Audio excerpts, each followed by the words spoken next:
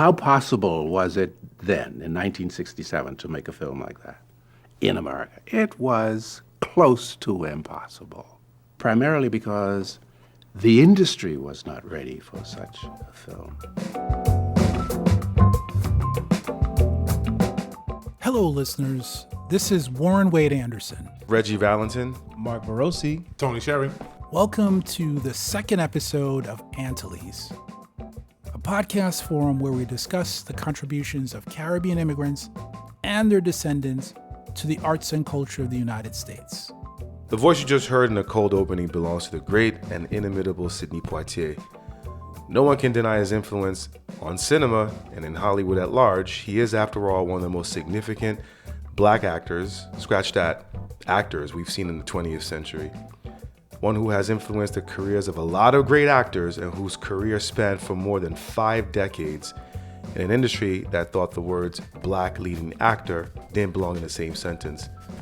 As the first black male actor to win an Oscar for his performance in 1963's Lilies of the Field, he became an inspiration for countless souls to follow. For the host of this podcast, his movies are manifestations of Caribbean pride and excellence, and we're proud to claim him. How did he become so popular, so influential in a time wrought with civil unrest and racial inequality? Well, we're going to try to explore that through the lens of 2 movies, Guess Who's Coming to Dinner and In the Heat of the Night. Let's start with 1967's Guess Who's Coming to Dinner.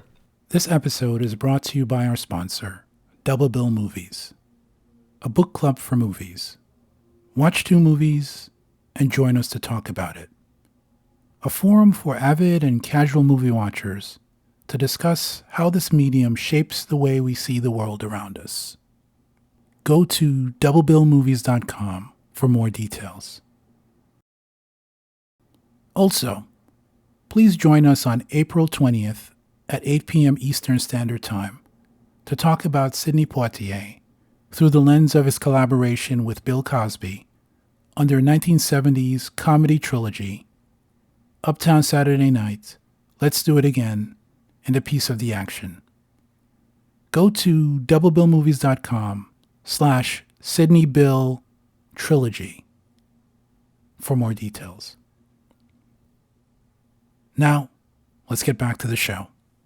Why did you choose Guess Who's Coming to Dinner? I mean, there's so many films that he did. Why that in particular? mainly because of what I mentioned before about him being such an influential figure in Hollywood at a time where being a black actor, you didn't have leading black actors. You had supporting actors, people that played roles that were stereotypically servile. So this Guess Who's Coming to Dinner, what year was this? 67. 67. And I see like his first film was in 1950. Why this as opposed to the first film? That was one of the trifecta movies in 67 that really solidified his popularity in cinema. He made some money on that movie. Columbia Pictures made a lot of money. They didn't expect to make. It's one of their biggest movies at the time. He also starred in To Sir with Love and In the Heat of the Night, 3 movies that were huge successes. So all 3 of those in that same year? That same year. Oh, wow. But that movie to me was also significant in the fact that it tried to tackle a very sensitive and tough to talk about subject, which is interracial romance. You didn't see a white person and a black person on screen kissing or showing any type of affection. And even in that movie, jumping ahead a little bit, they showed you them kissing, but it's through the rear view of a taxi cab rear view mirror. Mm-hmm. They really tackled that issue with kid gloves, although at the time it was very, very risque for some people. Can you give us more of a context for that film? You know, the pre-production, the thought that went into making that film, the director, anything like that? The film had trouble getting greenlit. They held back from the studio what the movie was actually about.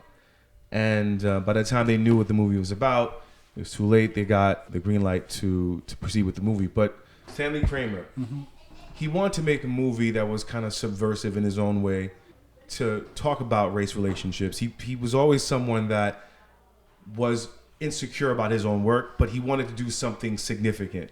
A lot of people thought he was someone who was kind of preachy or over the top in terms of like his political messaging. Are you saying, sir, you're saying that the critics thought that his movies were not up to par?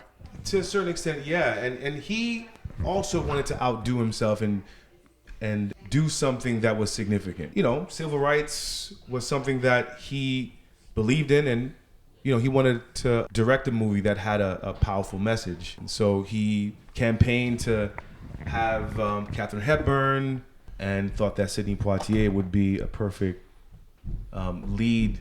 Well, really, Tracy was the lead character, but I would say the central figure of the movie was Sidney Poitier, to really bring the message home of what would you do as bleeding heart liberals. Are you really that progressive? I think that's the question to me. How progressive are you to say that you raise your children in a way that they don't see color? I mean, we hear that word thrown around all the time. Mm-hmm. And I think people genuinely mean that. Wasn't this also Spencer Tracy's last film? It was. He was very sick. He didn't see when the movie premiered. He wasn't around. Right. He was very sick. As a matter of fact, part of his contract involved him taking a major pay cut and having some assurances that he would live to make the movie. So there were some insurances that he gave the studio that he would not get as much money. It would be like unguaranteed money that he would be committing to, something to that effect. You mean if he got sick, if he died? If he died, right. What? So they paid him like a fraction up front, and then they would pay him over time until the as he continues to survive, because they knew how sick he was. Oh my God! And even Katharine Hepburn, which was snakes, his boo, mind you, he was married, but I think they were separated. His wife, she had to take a pay cut and make guarantees on her salary that if Spencer Tracy died, part of her salary would be towards the production. Yeah, because it was such a precarious situation. The only cast member that really got banked, the highest paid cast member, was Sidney Poitier.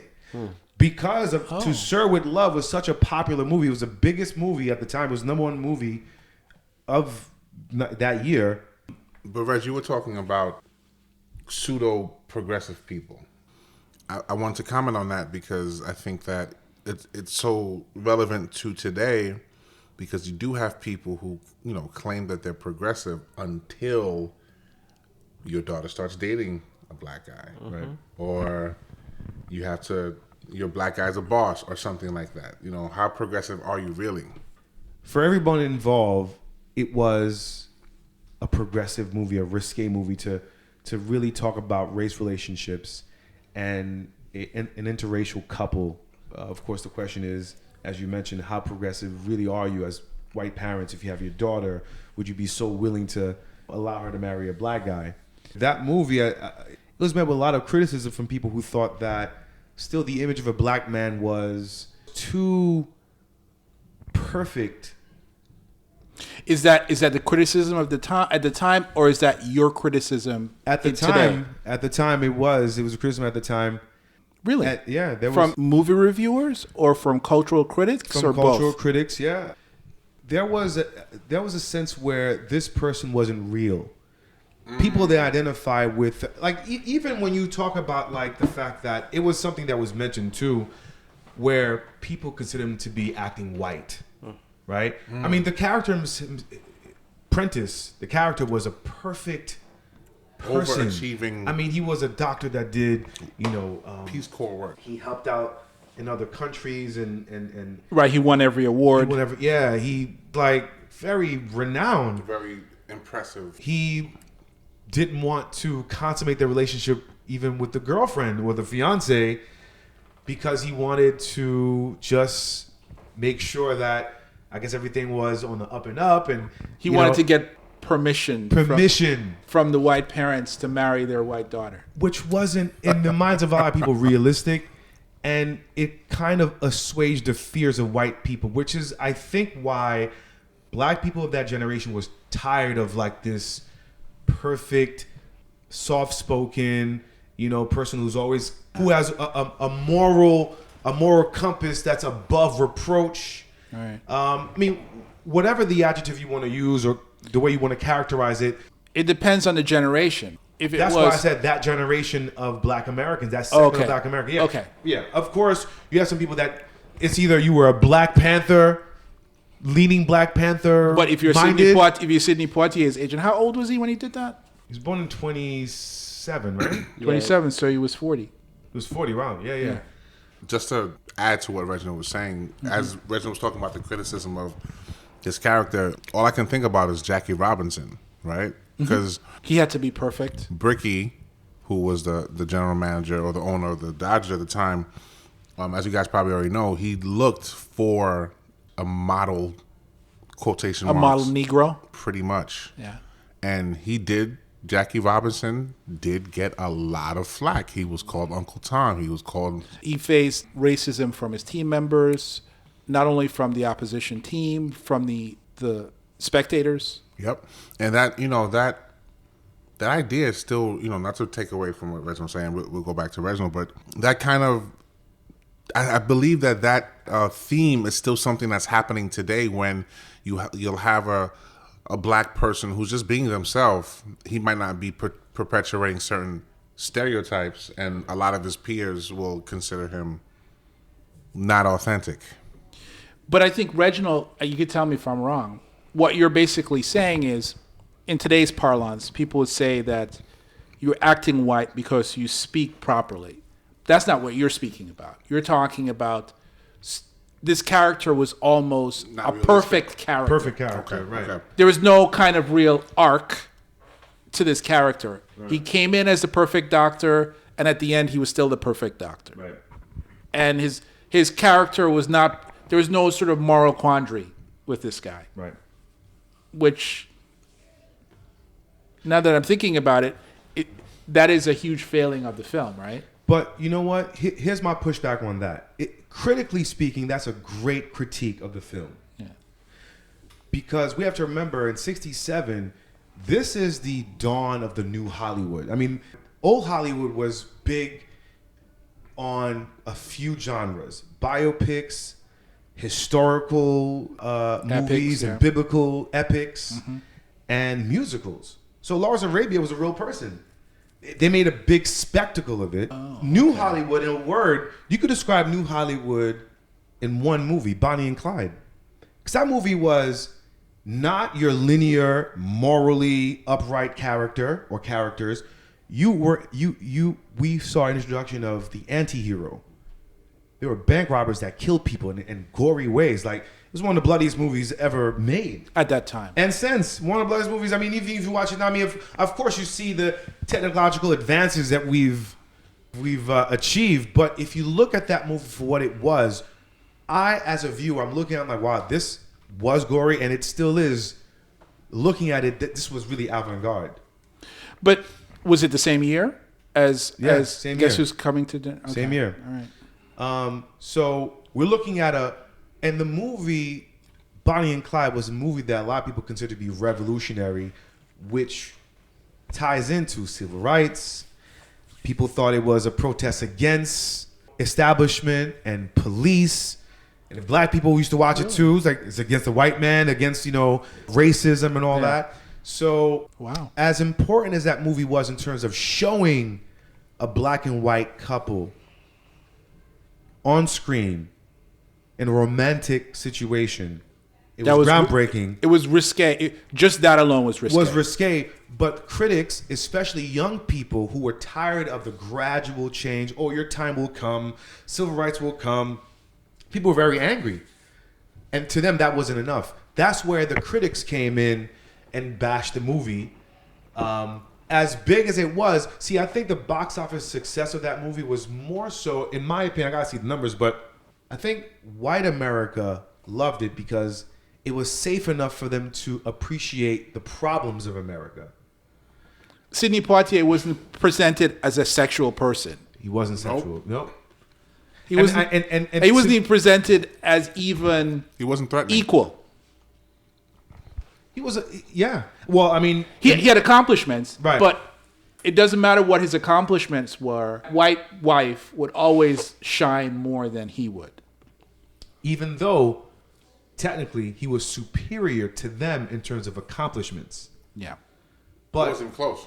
you're living in a society where you can never be on par with white supremacy. For white people, they were all down with the revolution. You know, you had hippies. They had white symbols of revolution, whereas black people didn't. You still had the John Prentice.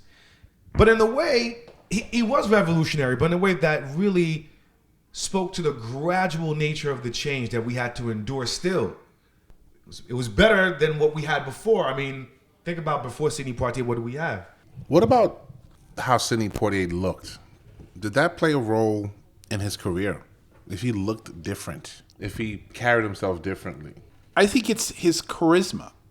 I don't think a lot of his contemporaries had his charisma. I mean, Harry Belafonte had his charisma, but Harry Belafonte was also a singer, so he was sort of Right.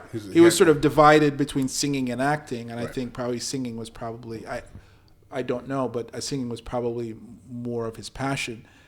But if you compare him to his contemporaries like James Earl Jones. James Earl Jones or Ozzie Davis, I don't think they have as much charisma as Poitier did. So I guess my question is, and that's perfect that you use Ozzie Davis and James Earl Jones compared to Sidney Poitier. Was Sidney Poitier less threatening? Is it easier to put a Sidney Poitier as a leading role than like a James Earl Jones with his deep voice and his muscular? You know what I'm saying? Like, will white folks be afraid? I don't think so. I think so. I think it's charisma. I think it doesn't matter what your voice is. You know, if you think about, say, Barack Obama, right? Even if Barack Obama had a really deep voice, he was the kind of person that people projected themselves on him. Oh, I can, I feel connected to that person. I think that plays a role, but I think the other part to that is the fact that his look, to me, was almost generic. As good looking as he was, he had a generic look that wasn't as threatening. I don't agree. I mean, hence why we have 4 hosts. I feel like there are some people who have a particular look that might be either too sexualized, too masculine, too virile, or whose voice may be too threatening. And Tony mentioned James Earl Jones. James Earl Jones is just a different actor. My question was about charisma, though. I don't think but for here's the one point. second No, the that there point- were no other people in Hollywood that didn't have the charisma to pull off that here's role. the point, too. There's real life and there's how people look on camera. Right. So, for instance, why is Tom Cruise a star? Because he has the face. He has a kind of not only does he have a certain charisma himself, but he has a charisma for the camera. Mm-hmm. And I think Sidney Poitier had a charisma for the camera. All I'm saying is that, yes, he checks all the boxes, but the boxes that he checks puts him in a particular category where he sounds and he looks not as threatening as someone else. I guess the question we should be answering is, why was Sidney Poitier picked? That's a sort of a bigger question, right? Like, so they saw him as a safe bet. So he's pretty much Jackie Robinson. Yes. Yeah, I think he's Jackie Robinson, but I don't think that James Earl Jones was any more of a threat. But I think James Earl Jones is a different actor. If James Earl Jones took that role, I don't know. And not only if he took that role, if he took that role and let's say his character was a garbage man. If James Earl Jones was here, he'd probably feel very insulted by our conversation because he would say to you, "I'm an actor. I could shape myself into that role if I got What Tony that." is saying is, what if the story or the premise was different? What if he wasn't a doctor and he was a It garbage wouldn't man? work. For that time, it would not work. That's what I'm saying. Exactly. That's what I'm saying. And I think that connects to the point I'm trying to make, which is why Sidney Poitier was given a free pass in white Hollywood to be who he was. Because, yes, he was good. He's very talented, very good actor. Soft ingredients, though. But he had a tone of voice that was not as threatening as some other voices. He had a look, although good looking, was not as aggressive. But that same year, In the Heat of the Night, where he slapped a white rich citizen in the role. Okay. Right. And that was not in the script. He did that. And then in Buck and the Preacher, a year or two later, he slaps a white woman. So you could say, like, well, he wasn't threatening, but he was definitely trying to go further. Yeah, I agree with you on both fronts. Yeah, Right. he was trying to go further, but I'm saying the look that he had made him someone that Hollywood could pick and elevate, because the audience that they were targeting, which is the liberal whites or people they were trying to convert into feeling or appreciating what was happening on screen, it would be more palatable for them to see that person, that character, that look, that voice, that package, to me, was suitable for that time. See, after Poitier, you have more diversity on screen, and you have different types of sex symbols. Between 67, it wasn't until perhaps 1985, with the onset of, you had like Charles Barnett with Killer Sheep in the 70s, but that was an underground film. It wasn't until sort of the mainstream of Spike Lee where you begin to see a diversity of black people on screen. And that was sort of a small sliver still. And diversity in sex symbol also. Right. You had different people that you wouldn't consider the archetypal version of sex symbol all of a sudden be elevated sex symbol. Now, looking at the time 67, look at how white America evolved so much more quickly than black America on film. Are they really evolved though? No, let me just say this in terms of sex symbol.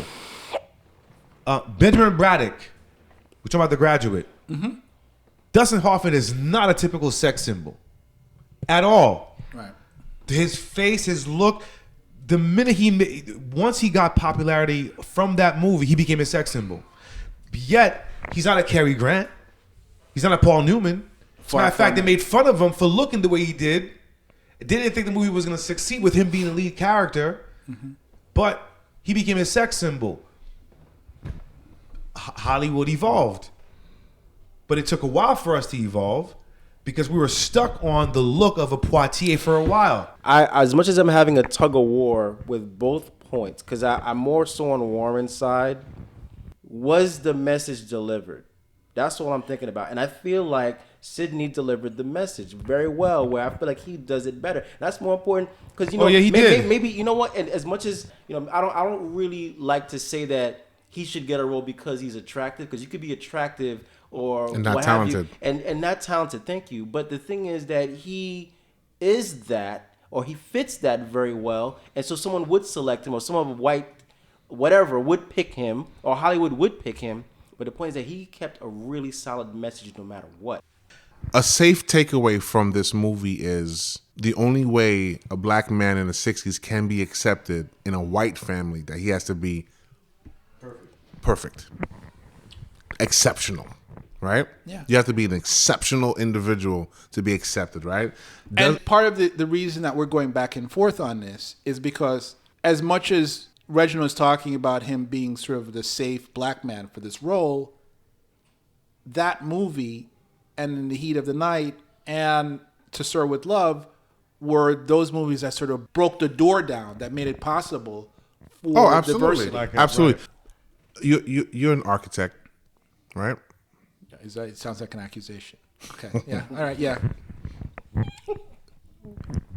Don't you feel that theme is still something that's happening today in certain industries when it comes to black men? Absolutely. You know, and we've had this conversation before. There's no way that like I can only think of one black man that can get very large projects. So it took a guy, Stanley Kramer, who said, I would like to make a film like this. Not because it's going to be sensational, not because it's going to be provocative, but because I'm a filmmaker in America, and this is a part of America. It is a part of America. And if I use this format, I could speak to the humanity in people. So he sent me a script. I read it. And I thought it was a wonderful idea, terrific idea for the time. Can we pull out a little bit and take more of an aerial view of the film itself? Right. So I think that the broad strokes of the film are that obviously there's the center of Sidney Poitier and the actress who plays his wife, Catherine, right? Catherine. And not to be confused with Catherine Hepburn. So there's that couple, and then what's surrounding them is the Catherine's parents, who are Catherine Hepburn and Spencer Tracy. Their friend, the minister. Hepburn and Tracy are kind of the progressive white people who are like, we accept everyone, and then it's in their home, and they're like, wait a minute, we're not sure about this. And then there's a priest who's like, wait a minute, you guys are hypocrites. Well, there's a conflict on different fronts. You have like the voices of different members of society played throughout the characters. You have Tilly, who is a she's the maid for the Spencer and Tracy household, who doesn't want to rock the boat. They're the older generation, right? I guess Black Americans who are afraid to rock the boat and to change things, and then you have the older generation, the older Black generation, who fear for their son to be married to a white woman in a society that they know is not going to accept him. And then you have Poitier and very naive fiance who think that they could take on the world and love conquers, and that they're at the precipice of change in America because it's a timely movie. I think this is where the movie gives you a theme of this is where society is going to go. This is where this movie is a timely movie, regardless of what the critics may say about, you know, how Sidney's portrayed or whatever have you. This is where society is going.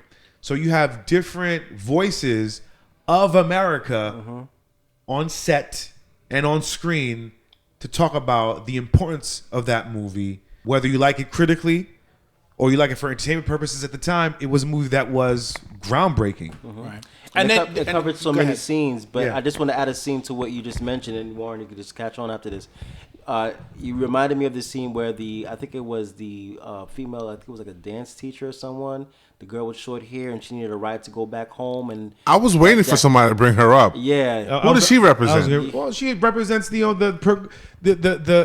young Barbara. Black, But the change that you're talking about happened with the guy who I think he was delivering milk or something like that. But he comes in, he starts dancing and snapping his fingers, and I think the audience looks at him and they start to realize, oh wow, this like the roles are kind of switching. Where she came in, she was kind of she was a little different. She's a little ditzy. Right, and this guy who looks completely like, well, he is Caucasian, but you wouldn't think that he'd be into the kind of music that he's into, and he comes in snapping his fingers and dancing on beat, and I think, and she's like, oh wow, you know what I'm saying? Like you're kind of hip, like what's going on? And I think the audience got a chance to kind of see it reversed. She's Black, right? And you see how things kind of reversed, but right? They represent like they represent like the hippie movement. Yeah. But that movie talks that was about happening. Right, but That was see, social commentary. all these people who are acting on screen, the main characters are kind of like stush in a way, even though they're Stush. yeah. What is that? Well, they're like Stuck stuffy, or in terms of like they're traditionalists. Even Poitier was working. So name of within the traditionalists. Who are the traditionalists? everyone except for the extras. Yes, that's what they pretty much were. Because No, I think the priest is not traditional. the priest. I You're think right. I think the priest was the only enlightened one. Right, you're right. Besides the fiance. But who would argue Right. with him? Who would argue with the priest, though? But- No one's going to argue with him. But the fiance was very naive and not realizing what she's getting herself into. Right. But the priest, who is probably he might be the oldest, right? Right. He's like, it doesn't matter. You're right. He was the only person who wasn't traditionalist. But You're leaving out one other person, which I think is very important, as a kind of stand-in for, because we're talking about these characters as kind of stand-in for different views Segments of society, right. at the time. Right. And that's the boy. the woman who run the gallery, who represents the kind of traditional racist kind of white people who are like, oh my God, what's going on in that house? That's pretty terrible that man he came in there. Are you guys okay? Right. I think that the apprentice maid, for lack of a better term, and the milkman, I don't think they were necessary characters. I was wondering about that. They weren't. I think they were just like thrown in there to show that this is a where the possible progress. future. This is the future. This is where we want this movie to. But they speak had to. they had no depth. They were just it was a dance scene. No, yeah. That was it. Yeah, it was. They were just symbols. There was like symbols that were just thrown on screen just to evoke some sort of emotion or whatever. And whereas the gallery, the woman who ran the gallery, I think that even though she had a short time on screen, you have more of a feeling like, oh, I know that woman. Those are the people. Well, that woman is what causes the change to be gradual. Yes. On the surface, they may sound progressive, or they may sound as if they understand the struggle. They may see the fire hoses, on black people and the dogs. They're like, oh my God, that's so terrible. Oh my God. Meanwhile, they'll snicker, or they talk behind somebody's back and say, oh my God, do you know Elaine's daughter is dating a black man? Yes. That's the reason why Hollywood and politics and the government work so slowly to sign the Civil Rights Act. Yeah.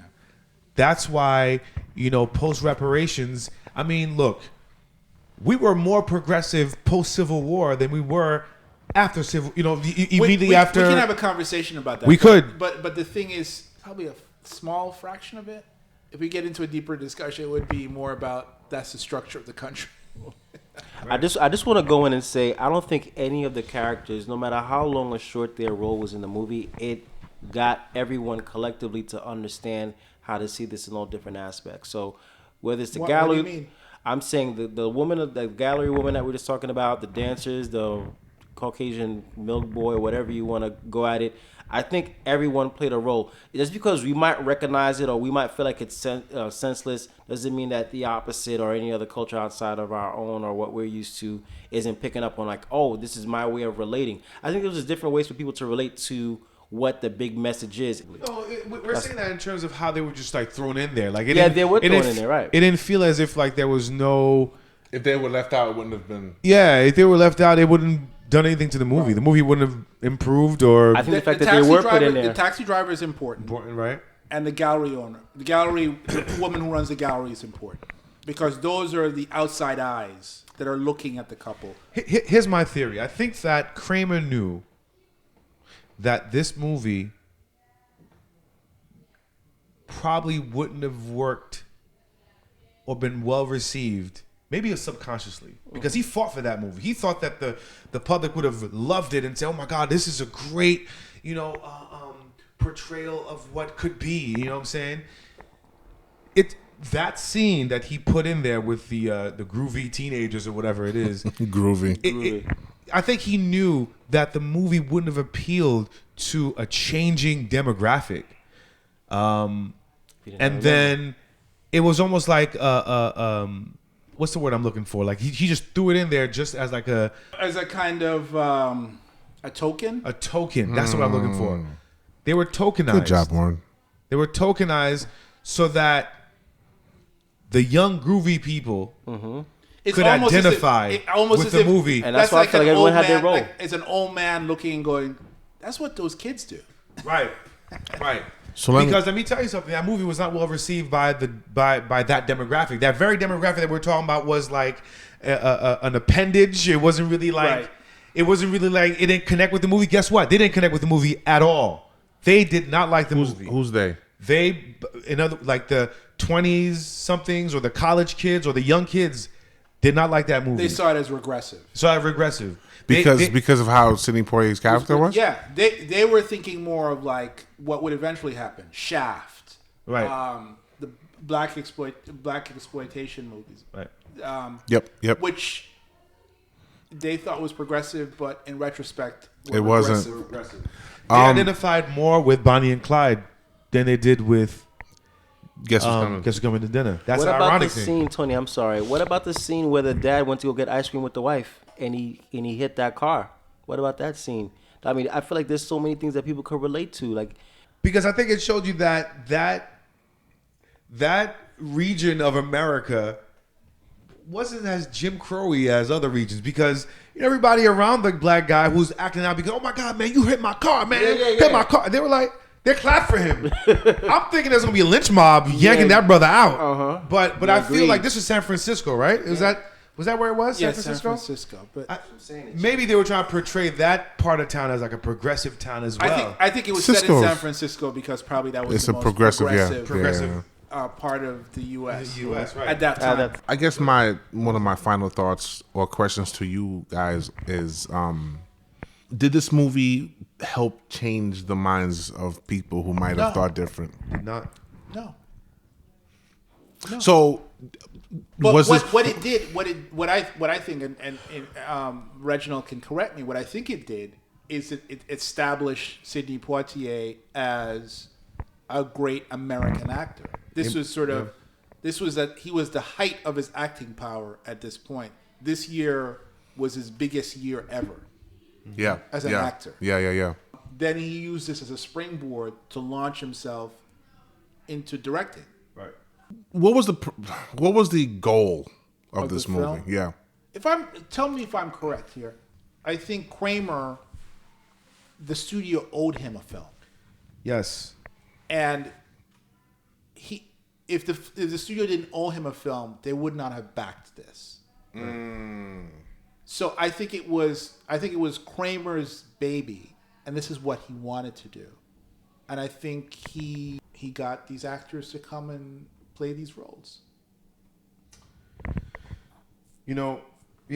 And I think to go back and answer your questions before, like about now that we're talking about it, I'm sort of in my head now. I think a possible answer to your question as to why Sidney Poitier, I think it's purely a money thing. Because he was popular at the time. He was popular. I think it's a money thing. I think he was the most recognized of the black because he'd done so much before that time. I don't want to go backwards, but I think that we forgot to speak about something that Warren and I spoke about a while ago.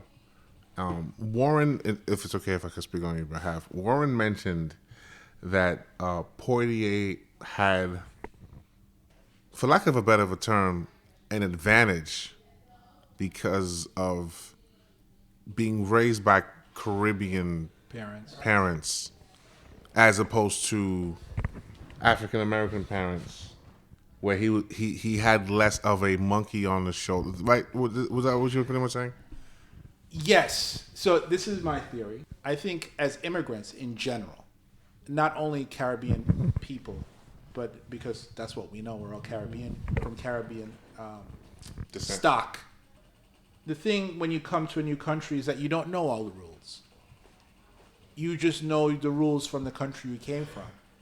So you're able to take chances in a way and do things in a way that someone who's lived here and who's lived here for many generations is not going to do. So he never had that whole kind of Jim Crow trauma in his life. So that's why him and some of his other Caribbean contemporaries, I think, sort of rose to the top, not only because of their talent, but because they were able to sort of look at life in a different way. We talk about like Cicely Tyson or Harry Belafonte. The racism, while it affects everybody, didn't affect them in the same way that it might affect someone who lived in a rural part of, say, South Carolina or North Carolina for generations and was subjected to slavery, sharecropping, segregation. Even if you think about someone like Colin Powell, who from New York, I don't think he saw his limitations. I think those guys didn't see their limitations. Do you have anything else to say about the post reactions or sort of how, you know, the legacy of the film or anything like that? Although people at that time wanted to see something more revolutionary, more anti-authority or whatever it was, but we're talking about Hollywood, and we're talking about a society that wasn't ready for that type of drastic change. I mean, So do you, it's important because it marks that particular time, or does it transcend that time? it marks it, but it tries to transcend it by being idealistic. Do you think it's still idealistic today, that film? It's a good question. No, it's realistic today, because I feel like Those things happen. those things still happen. I think that we try to move past the reality of the perfect Negro, but we're still living with that monkey on our shoulder. That we still have to be a perfect Negro in a society that regards us as, if we wear a hoodie, we're a thief. If we running in public. if we show emotion in the corporate environment, we're the angry black man or black woman. You have to If be you're running for president, you can't have any skeletons in your closet. exactly. So it's Zero. not idealistic; it's reality. So You we're know, still proving ourselves. we still have to prove ourselves. Okay. The audio clips of Sidney Poitier were taken from the archives of the Academy of Achievement and episode 18 of Alice Winkler's What It Takes, an Academy of Achievement podcast. This episode was produced by Tony Sherry, Reginald Valentine, Mark Barose, and myself. Join us next week for the second half of our Sidney Poitier discussion. We'll be exploring his performance in and the aftermath of Norman Jewison's In the Heat of the Night. Thank you for listening to Antilles.